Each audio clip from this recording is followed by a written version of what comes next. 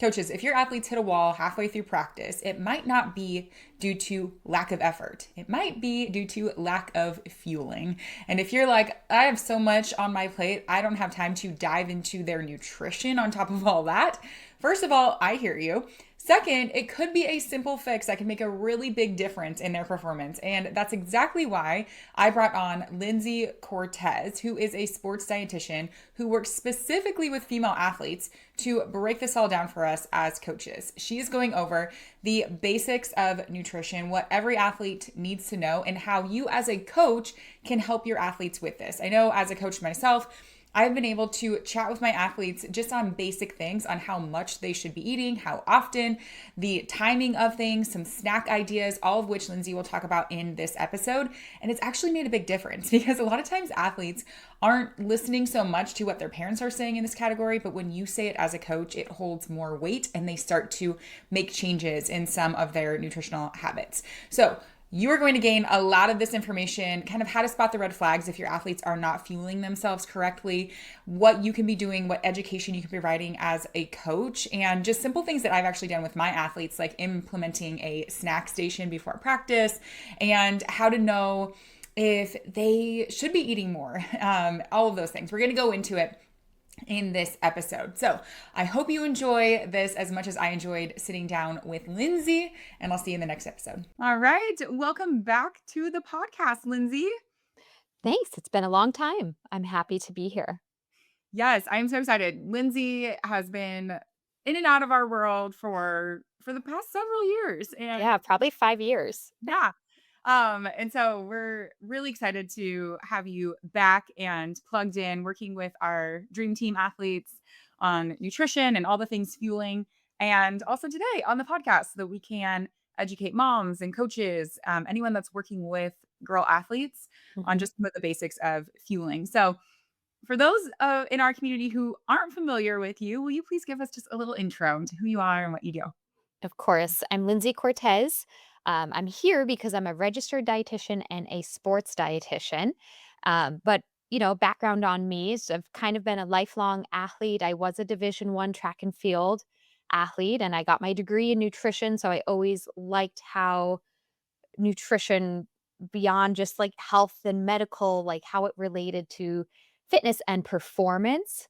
That was always a passion of mine, which is why I decided to get further into sports nutrition because I was an athlete myself. Um, I worked at 3 different major universities as a sports dietitian: Florida State, University of Georgia, and University of Texas, San Antonio, as well as a performance dietitian for military special operations. When I got married, I started my own business, online consulting.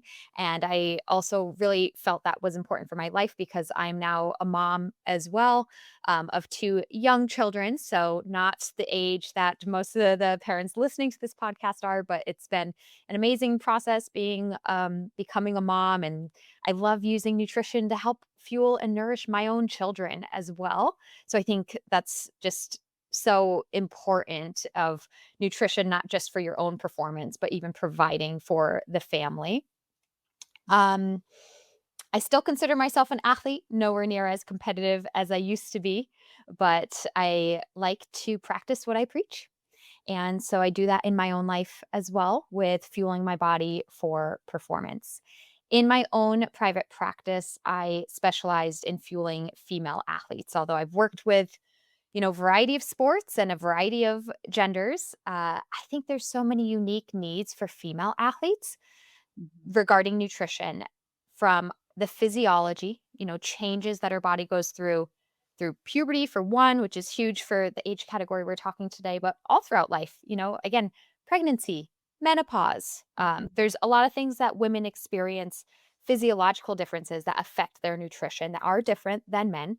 And then, of course, there's those social um, experiences that are different between male and female generally.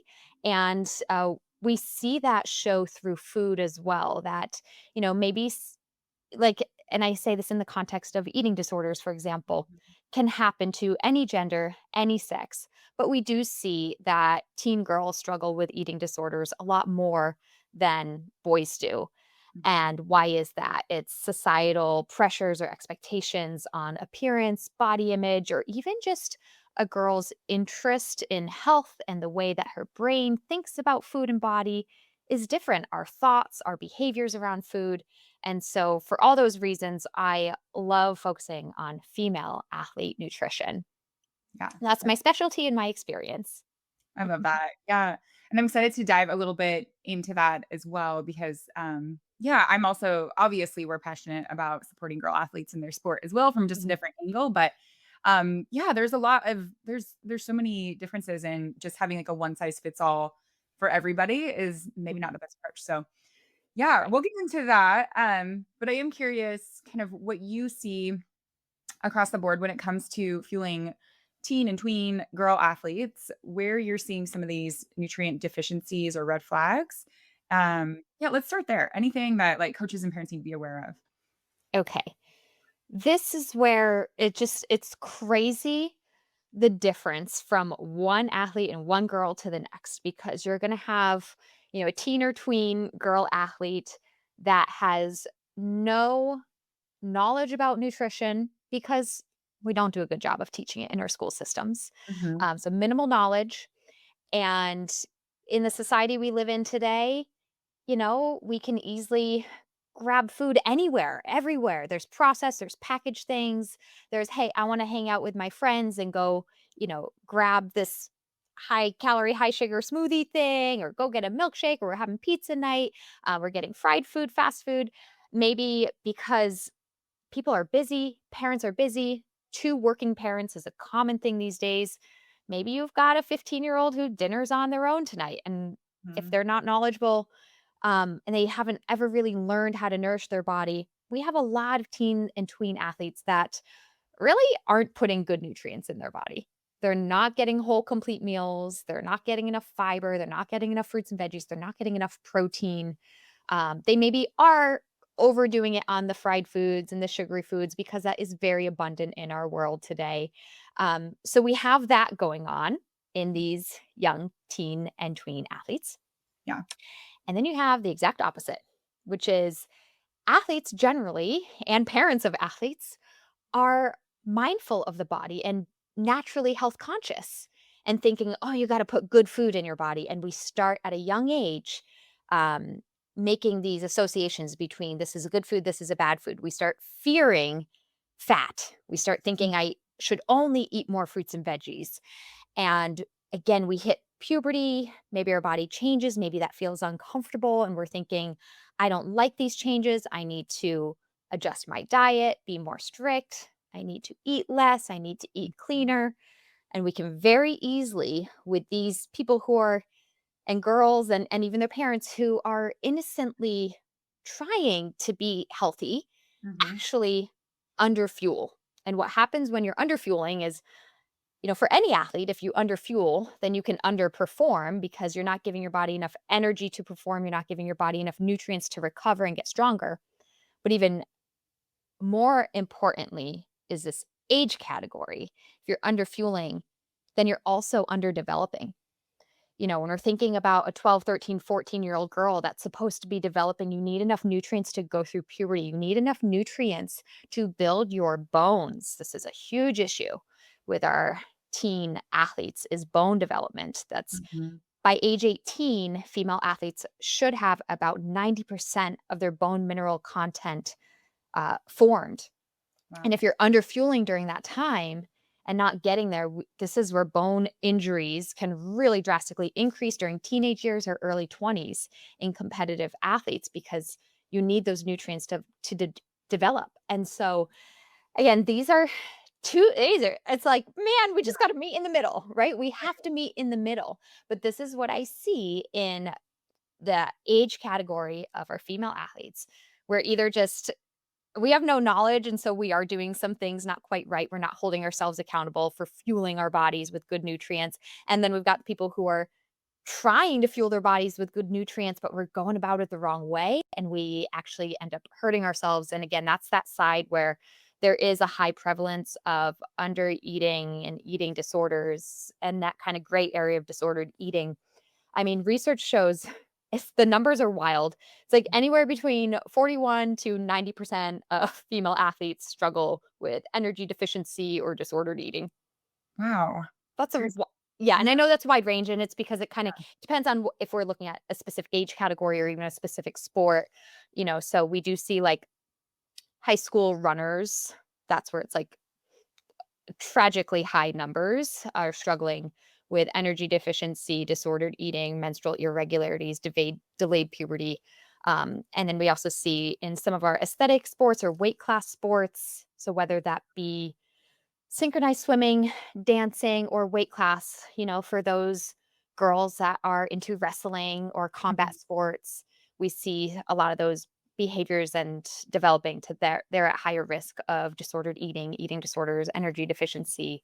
Um, but it's, nobody's immune to it. I still I've, I've seen it in softball players, I've seen it in soccer players, I've seen it in basketball. Um, so it's a wide range that I'm saying, but it's there. It's a concern for sure. yeah. I mean, I agree with you. As a coach, I see the same thing. My kids are still on the young end too, so they still just eat whatever I give them for the most part. But yeah, I see the same thing. It's like they just eat kind of whatever's available, the fast, anything they can grab. Mhm. They're like, I'm hungry, there's food, I'm just gonna eat it with no, I don't really care what the contents are. Right. And definitely on the other end where they're coming to practice and I'm like, and they're like, oh, I'm just so tired. And I'm like, would you eat today? I haven't eaten anything today. Like, why Yeah. are you eating anything today? I can't even imagine not eating until four, like, and then have expecting to have some sort of like energy for a high intensity 2.5 hour practice. And so, Yeah. yeah, I definitely I agree with you. And so I guess where do we go from there? Like, Yeah. what's the guideline, I guess? Yeah. So again, like I said, we've got these two sides of the story, so we have to meet in the middle. And so, parents and coaches, it is important to talk about nutrition. We have to start talking about it. But the way that we talk about it will really change the how it ends up. So for the people who don't know anything, we got to start talking about it. We got to start saying, "Hey, let's get some fruit and veggies in your diet. Let's get some lean protein in your diet. Let's make sure that you're eating a good balanced meal before you show up to practice or a game." Mhm. We definitely want to be saying that, but our language unfortunately does matter because if we start demonizing food, if we start saying don't ever have a milkshake, Right. that can really hurt the other people who are already like, health conscious. They're thinking I can never have a milkshake when in fact a milkshake would help that girl who is under fueling, right? Like she needs more. So we don't the language matters because we don't want to demonize fueling. We just want Mhm. to promote fueling. We don't want to give a don't eat this list, a no list. We Mm. do want to have a these are foods to encourage list. We wanna Yeah. encourage food, but we don't wanna discourage food, and I think that's where, sometimes I've heard coaches and parents, they're trying to encourage good healthy eating, but they'll say things like, "Oh my god, don't eat those Cheetos, that's full of bad crap for you." And it's Mhm. like, that's where the demonizing you say, "Oh, Cheetos before practice. Wow. How does that feel on your stomach?" And if the kid says, they feel fine. I feel great at practice. Okay, cool. Well, maybe after practice, we could also get some protein in and some fresh vegetables. You just start saying, okay, you had Cheetos today. That's fine. It feels fine for you. Let's also make something great for after practice and just start encouraging. Because again, I also wanna say, maybe you as a parent or a coach, maybe like, "Oh my gosh, Cheetos, like, that would be awful for me before practice," or that would I know that's not helping my body, but we don't want to take that away from a teen or tween athlete that frankly does need a lot of calories. Right, exactly. I'm like, fueling is better than not, I suppose. Fueling is better than not. They Yeah. need a lot of calories. Mhm.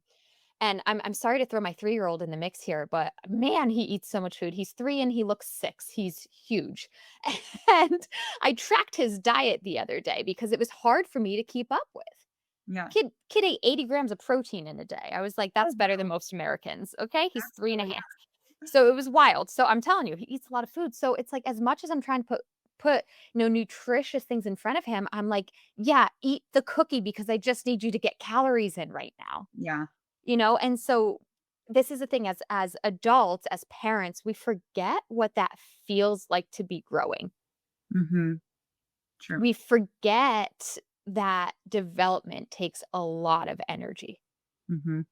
So the most rapid time period in most rapid growth in somebody's life is from age 0 to 2, obviously. Massive growth, changing from an infant to a 2-year-old. I think you triple your body weight in a year, right? So that's crazy. So that's the most growth that we see in somebody's life. And the second most rapid time period of growth is the teenage years. Mhm. So it's like they need calories, they need nutrition. And so, yeah, we want them to eat chicken and Greek yogurt and quinoa, but also if you give them a cookie at the end of the day, they need the calories, right?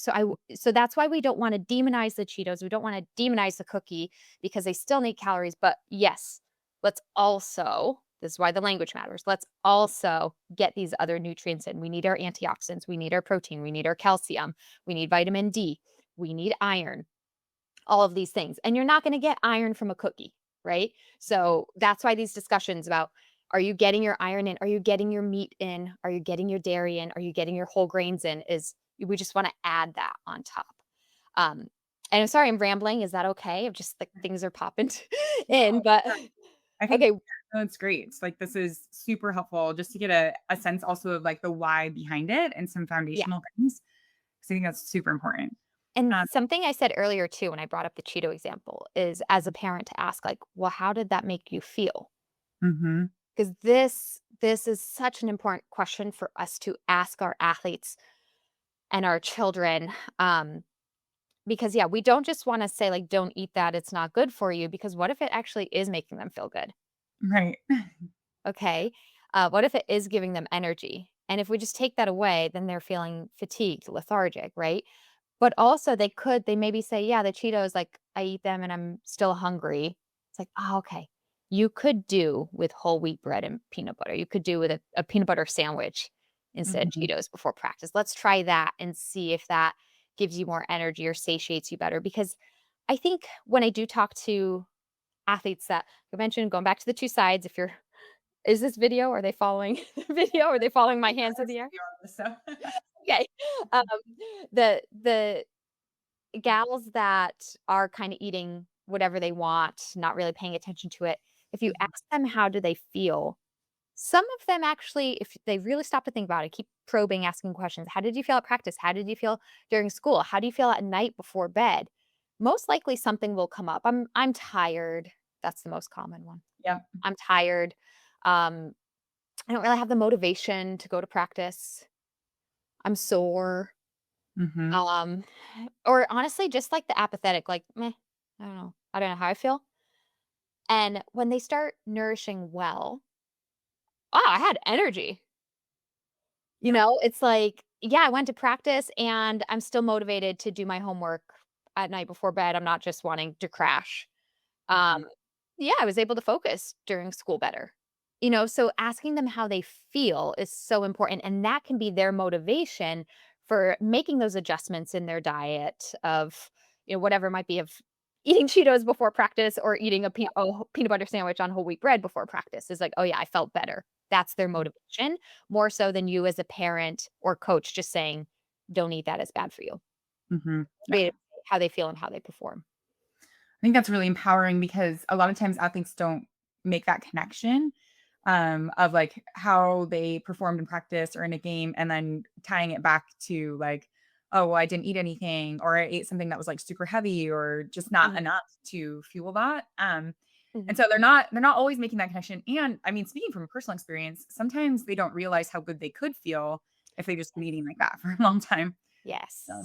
Yeah. mhm. Yep, absolutely. Yeah. So yeah, exactly. Some girls just don't know how good they could feel. And that's why even if they're not complaining about feeling bad, if they're just like, "I don't know. I don't know how I feel." Yeah. Make a few suggestions, and then, okay, now how did you feel? How did you perform? How was your energy levels? Mhm. Mhm. Yeah, I think that's good.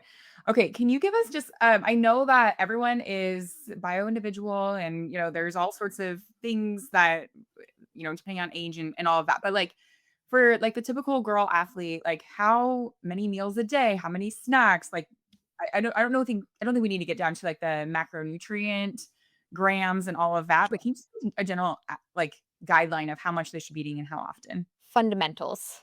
Yeah. Cover some sports nutrition fundamentals. Right. All right. Well, I'll start this conversation by saying it's pretty typical. Average person should probably have 3 meals a day. We kind of say that. That's just super general health Mhm. guidelines. But you're an athlete and you're growing. So we should have 3 meals a day plus snacks, or maybe it turns into 4 meals a day, 3 meals a day plus 3 snacks, 3 meals a day, 2 snacks. So I just want to encourage that first and foremost because oh my goodness, how many high schoolers and middle schoolers just skip breakfast Right. or don't participate in lunch in if especially if they're in like a school setting, right? Like I skipped lunch or just Mhm. didn't buy it that day, whatever. So it's like we got to get at least those 3 meals in and then we're supposed to have snacks on top of that. I definitely encourage fueling pre and post. I'll hit on the post practice or game first. We want to, no matter what, have that. And that shouldn't necessarily be a meal. So many people are like, oh, after practice, I just go home and have dinner. But, well, Mm. again, the average person has dinner. You're an athlete. You just did something. You need to recover. So even if it's just, if it's a snack like a chocolate milk or a protein shake or a bar, um, or anything, like we got to get protein and carbs in. Let's have something post and your next meal. And Mhm. I'm a big fan of having something pre-practice or pre-game as well. That just really varies based on what time of day it is. So, if you're training in the morning, maybe it is breakfast and then practice or maybe it's pre-practice snack, then practice, then breakfast. So that can look a little weird, but we definitely want to eat before practice. We don't want to not have anything. So you should always eat something before, always eat something after, and the after I'm going to say shouldn't be a meal. Or if Mhm. it is a meal, just know you need something even extra in your day, right? So you need that extra recovery. So at least 3 meals, at least always eating something before, always eating something after exercise. Another kind of general rule of thumb is to avoid fasting or not eating for more than 4 hours. Mm. Um, so I typically give the advice of you should be eating every 2 to 4 hours.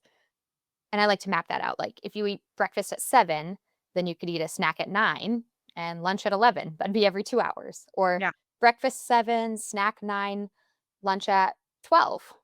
It's Mhm. 2 and 3 hours.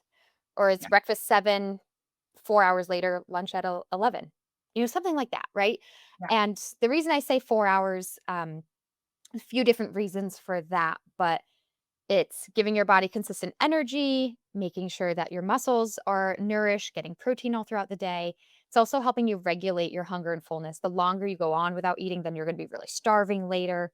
Mhm. Um, and then from a female specific standpoint, for the gals who are going through puberty or have their menstrual cycles, we see the importance of hormone regulation. And every 4 hours, if we're not fueling every 4 hours, we can see some effects on our hormones that might suppress our hormones. And that's not good for our metabolism. It can suppress our thyroid. We could lose our menstrual cycle.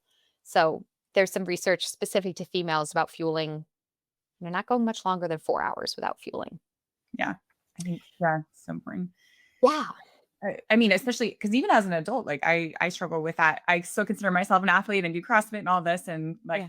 definitely struggle with losing my menstrual cycle. And I've had to go back to those basics of Yep. like need to eat at least every 3 hours, or else Yeah. my period goes away. It's Yep. ridiculous. Yeah. Yep. Exactly. And that's why, again, going back to starting this conversation, there are some reasons that being female makes our nutrition needs different.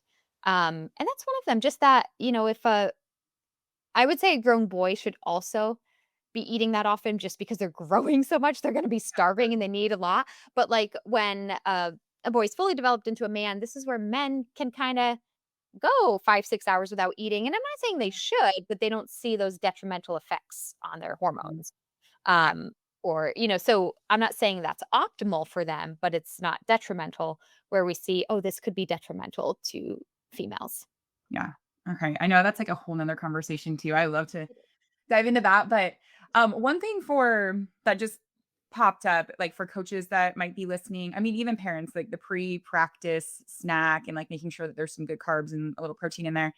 We this year for our season did like a, that it reminded me of like when kids are in elementary school and the teacher's like, "Hey, can people contribute to the class snack fund?" So Yep.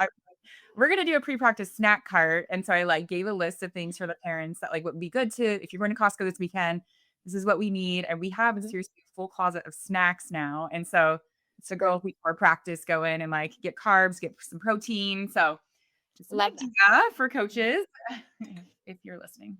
So Yeah, absolutely. Yeah, that's what I did when I worked as a dietitian at our like universities as a sports dietitian for the athletics departments. Obviously, I was in an environment where there was also like funding and this was supported. But we set up fueling stations in either typically in their locker room because even though there might have been at these universities like centralized fueling stations, which is a thing at these big name like ACC, SEC um, programs, there might be like a smoothie bar or their own athlete cafeteria, but we also had like right there in the locker room, just a fridge or a little shelf, a little pantry that had some quick options. And typically, what we did for that was some easy digesting carbohydrates, whether it be a yeah package of those like rice cakes mhm. or applesauce, or honestly, we did some fresh fruit too, which had to be kept up so it didn't go bad. Fruit cups, small granola bars, things that are just like, oh, if it's been 3 hours since lunch and you need to pick me up before practice, just get a quick pick me up, get some energy in, and then we always had like chocolate milks, Greek yogurt, maybe a few protein bars for after. And again, it's like afterwards, you also, we want you to fuel up with probably more than these little snacks. Like we want to make sure you're getting enough. But this was just a way to make sure we never went into practice completely on empty and that you had an option available immediately after practice, even if you were going to hit up the dining hall, an hour later. And so in the case of your younger clientele that we're working with here, I think in this scenario, it's very often like I'm at school, I had lunch, but it's been a few hours and now I've got to go to practice. You need to pack your bag with some of those quick fueling options that are easy on your stomach. Or if, like you with your team, it's like actually as a team, we all pitched in and in our facility, we have this. When I was a young athlete, I was a gymnast. So obviously, I went to the gym. We had a little fueling station at the gym. That's a little harder for like soccer when you're out on the field. I think you got to take your own responsibility, pack your own um, snack. And then again, it's also having something for after because you think, oh, after practice, I'm just going to get in the car, drive home. But that whole process takes a while, you know? Right. Yeah, that's a good reminder. Mom's 5 minutes late to pick you up, and then you hit traffic, and then you get home, you just want to shower, and then you start your homework, and all of a sudden you haven't actually refueled. So, whether it's packing something or asking your parent or your pickup person to have something readily available when they come pick you up, those are all some things that can help. Mhm. Yeah, that's good. Okay, I just have a couple more questions that I typically get whenever we talk about this nutrition topic with parents. One, what if you have an athlete who's like, I'm just not hungry for breakfast. I don't want to eat, but we know like either they have a tournament or like, of course, we want to respect like the hunger and fullness cues, but also like we've got to get something in you. Any recommendations Mhm. there? Yeah, it's a requirement in order to participate. It's like, oh, you don't want to put your shoes on, then you can't play. Like you have to eat before you go into a tournament weekend.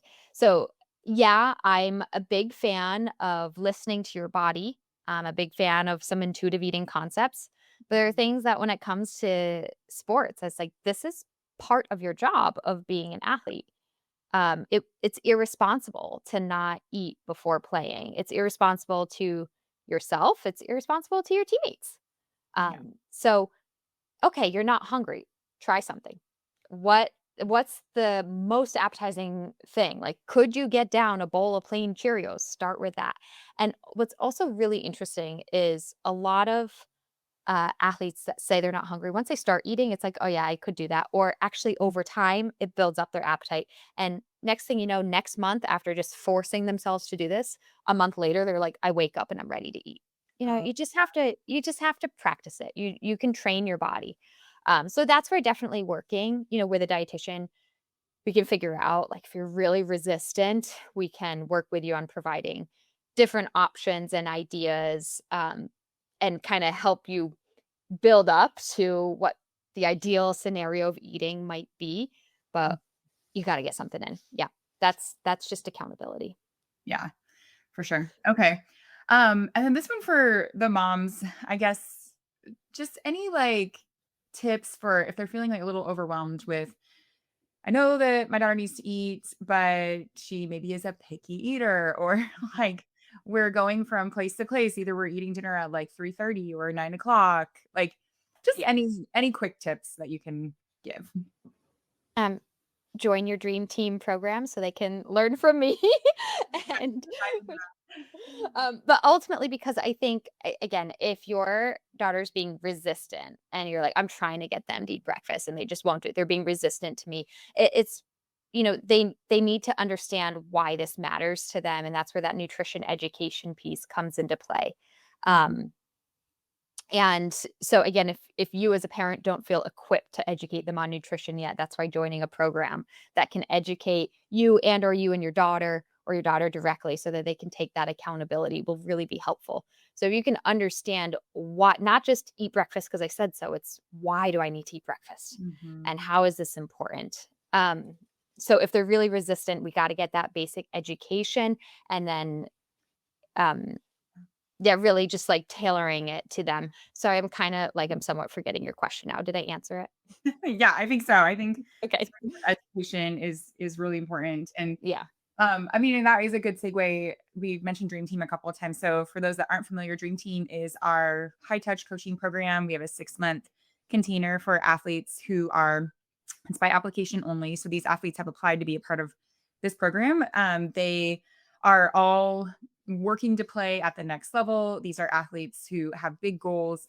So they get mindset coaching, they get a one on one coach for that. But then also every month, they get education and coaching from a guest expert that comes into the community and supports them. So everything from recruiting to college prep, leadership, communication, rest, recovery. And then Lindsay is in there.